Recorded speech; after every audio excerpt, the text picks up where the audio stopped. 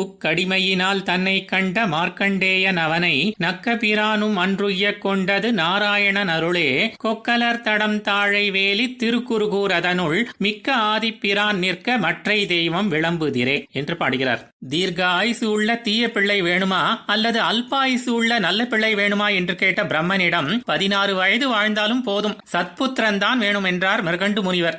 அல்ப ஆயுசை போக்கிக் கொள்ள தினமும் சிவபூஜை செய்து அடிமையாக உள்புகுந்து தன்னை காணப்பெற்ற மார்க்கண்டேயன் என்று பிரசித்தி பெற்ற அவனை அந்த காலத்திலே திகம்பரச்சாமியான ருத்ரன் ரட்சித்தது உலகம் அறிந்தது. ஆனால் அந்த சிவபிரான் ஸ்ரீமன் நாராயணனை சிந்தை செய்து அவனது திருவருள் பெற்று மார்க்கண்டேயனுக்கு அருளினான் என்பதும், அந்த சிவபிரானுக்கு அந்தராத்மாவாய் நின்று தொழில் செய்தவன் சர்வேஸ்வரனான ஸ்ரீமன் நாராயணனே என்பதுமாகிய உண்மை இங்கு உணரத்தக்கது.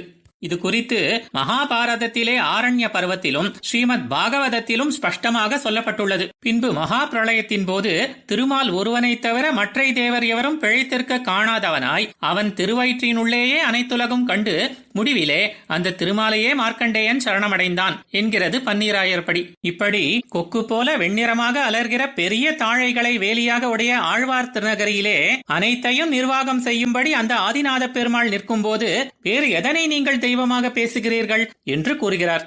ஆழ்வார் எம்பெருமானார் ஜீயர் திருவடிகளே சரணம்.